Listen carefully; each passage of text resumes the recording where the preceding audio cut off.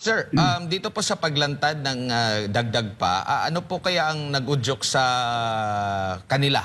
Alam na, nabanggit ko nga kanina, gobyerno, yung kanilang, kumbaga, sumatotal gobyerno po yung kanilang magiging kalaban dahil po sa mga personalidad na kanila pong sinawalat ng Brave 18. At bakit kaya ngayon lang sila lalantad sa hinarap? Okay, ganito yan eh. Bakit lumantad itong Brave 18? Okay? Dahil nakita nila ang testimonya ni Sergeant Orly Gutesa, nakasamahan din nila dati. Okay?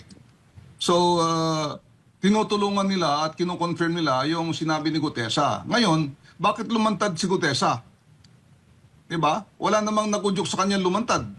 Nakita lang niya, nalaman pala niya na galing pala sa korupsyon, galing pala sa pera ng taong bayan, yung mga dinadala nilang dinideliver ng mga pera. Kaya kusang loob siyang lumantad para isiwalat itong mga korupsyon na ito. So ganun din, itong ating Fearless 14. Nakita nila na itong mga Brave 18 at saka si Sergeant Gutesa ay lumantad na at sinasiwalat na nga itong mga pagde-deliver nila ng mali-malitang mga pera. So ganyan din, tinutulungan nila bilang mga dating sundalo, merong paninindigan, meron silang prinsipyo na ilahad ang nalalaman nila para makatulong sa taong bayan. Ganun lang yon. Wala silang hinihinging pabor, wala silang hinihinging kapalit ng mga testimonya niyan. Ganyan ang dapat na mga sundalo. At Opo. ganyan ang mga sundalo. Tapat. At sa nakikita nyo po, handa na rin ba itong mga lalantad pa na makasuhan, kagaya po ng hinarap din ng tinaguriang Brave 18 po, General? Pagka lumantad sila at gawin nila yung sinasabi nilang gagawin nila ay nangangulugan na handa sila na makasuhan. Okay? So, yun ang kapalit niyan eh. Di ba? Gigipitin ka, tatakutin ka, kakasuhan ka, arestuhan ka, tulad sa akin. Di ba? So, inaresto ako, kinasuhan, yan. Pero hindi tayo patitinag, hindi tayo matatakot sa mga ginagawa natin dahil alam natin tayo ang nasa katotohanan, tayo ang nagsasabi ng totoo. Dapat hindi tayo titigil dito sa ginagawa natin. Tulad niya mga Brave 18, Fearless 14, sa Valiant 7. Opo. Dapat tuloy-tuloy sila. General, gaano po kalawak, kadetalyado, kalaki ang hawak na mga ebidensya nito pong mga dating sundalo na ito para mapatunayan na may maling ginawa yung ilang mga opisyal ng ating gobyerno? Kasi ang sabi nga ng Malacanang, puro hearsay lamang po. Wala daw matibay na mga ebidensya. Yung mga larawan, madali lang naman magkaroon ng gano'n. Ano pa ang kailangan ng mga ebidensya? Yun, nakukulangan sila. Kaya pinapasinungalingan nila yung mga nababanggit na mga dating sundalo po, General. Okay, wala akong personal na nalalaman, pero base doon sa sinasabi ni Attorney Levy Baligod,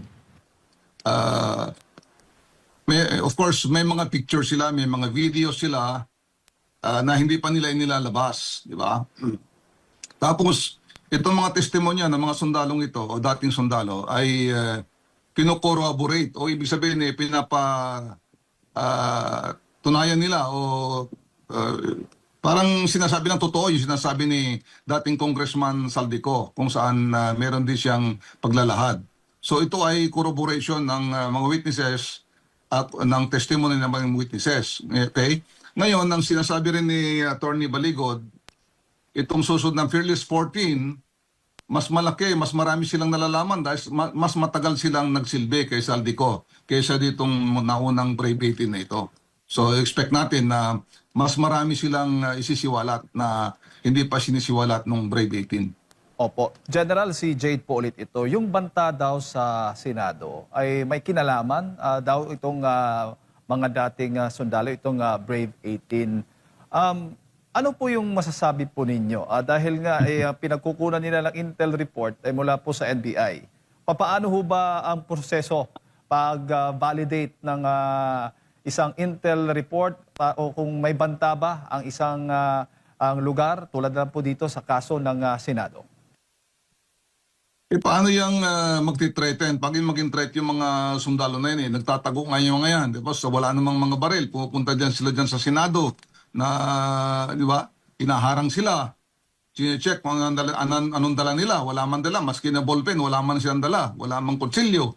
So ito ay mukhang gawa-gawa lamang para, para mapigilan sila. Yun lamang ang interpretasyon dito. Ayaw nilang magtestimonya itong mga ito. Kaya ginagawa nila ng dahilan o yung mga senaryo na threat mismo itong mga 18 na ito o yung mga 14. Kaya hindi sila dapat pumunta dyan sa Senado. Ganun lamang yun. Opo, kayo, matagal na po kayo sa militar. Dapat bang pagkatiwalaan o matibay bang batayan yung mga intel report mula sa NBI o kailangan pong i-validate pa yan ng AFP o ng PNP? Ano po yung tama po dyan na General? Tama yan. Yung mga intelligence reports yan di ba? Lalo pa involving national security o public safety, binavalidate yan. Binavalidate yan ng ating mga armed services, yung mga police, yung armed forces, di ba? May mga intelligence agencies dyan. Binavalidate na maigi yan. May mga NICA, may mga NSA. So, hindi yan basta ganon. So, mukhang hindi nga validated Mukhang raw information yan. Parang, chismis, kumbaga, dahil wala namang validation. Opo, kasi mismong si Senate President Alan Peter Cayetano ay duda po doon sa intel report pula sa NBI, considering na sila nga daw yung nagsimula ng gulo dyan sa Senado kamakailan. Tama yun, yung NBI naman talagang lumalabas na threat sa public safety. Dahil bakit sila yung nagpupwersa na pumasok dyan, di ba? May pamamaraan naman para maka-aresto di ba? Bakit meron silang mga covert operations dyan sa GSAS na ganyan, parang may mga palihim na mga operation. Tapos nakasibilyan sila, may mga habang mga baril. Threat to public safety yun. Lalo't maraming tao dyan na nagrarally, mga nagpo-protesta. Tapos maraming nakamahabang baril na nakasibilyan. Dapat hindi nila ginagawa yun. Kung gusto nang arestuhin, madali namang arestuhin yun Bakit kung saan maraming tao, kung saan may sesyon, doon pa sila mga aresto. Ganon. So, at saka may pulis naman Pulis, uniformado, pwede naman sila ang mag-aresto Bakit sila nagpupumilit dyan? May senaryo sila, kaya ganon. Opo. May idea ho ba kayo, General, kailan magpapakita o lalabas po itong dagdag na 14 ex-soldiers at ito pang mga 7 na dagdag para tumistigo laban nga doon sa mga sangkot sa flood control anomaly? Itong Fearless 14, ito yung additional na mga witnesses o whistleblowers na mga nagdala ng mga maleta. Sabi ni Atty. Baligod ay handang-handa sila na lumantad. Unfortunately dyan, may mga away-away dyan sa Senado. Alam naman natin na dalawang Blue Ribbon Committee, merong acting Senate President, merong incumbent Senate President, magulo. So anytime na patawag sila nung sino man dyan, whether yung incumbent o yung challenger na Blue Ribbon Committees, ay handa daw yung mga sundalo na yan para tumistigo anytime. Opo. Ang tanong kasi ng ilan sa ating mga kababayan, papaano yan na ngayon, may banta daw nga ng ang Senado, tapos parang bakit kailangan pa i-lockdown at bakit pa naka-work from home yung mga empleyado ng Senado. Papaano na matutuloy yung pagdinig ng Blue Ribbon Committee sa kampo po ng Cayetano Block? Obviously, yun nga sinasabi ko ayaw nilang marinig yung testimonya ng Brave 18 na yan, at saka yung Fearless 14, at saka yung may pangatlo pa na batch, Valiant 7. Ayaw talaga nilang lumantad sila, ayaw silang magsalita dyan sa Senado, dyan sa Blue Ribbon Committee dahil maraming tatamaan sa kanila. Yun lamang yun ang ibig sabihin nun. Opo. At itong ipinapakita po ng Brave 18 at sa marami pa pong lalabas ay patunay na kailangan magsakripisyo para maging malaya tayo mula sa mga korap na mga leader at ng mga nagtraidor sa ating bansa, General.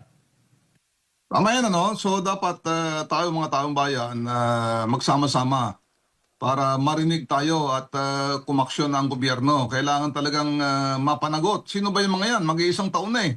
Wala pong nakukulong na congressman, senador. Wala pong nakukulong na dyan sa Malacanang. So yun ang inaantay ng mga tao. Dapat mapanagot talaga sila sa matinding korupsyon na ito. So kung sama-sama tayo, paniwalaan natin yung testimonya, dinggin, imbestigahan yung sinasabi ng mga brave 18 na yan at ang iba mga witnesses at ipakulong, bawiin yung mga ninakaw nila. Yun ang gusto ng taong bayan. Opo.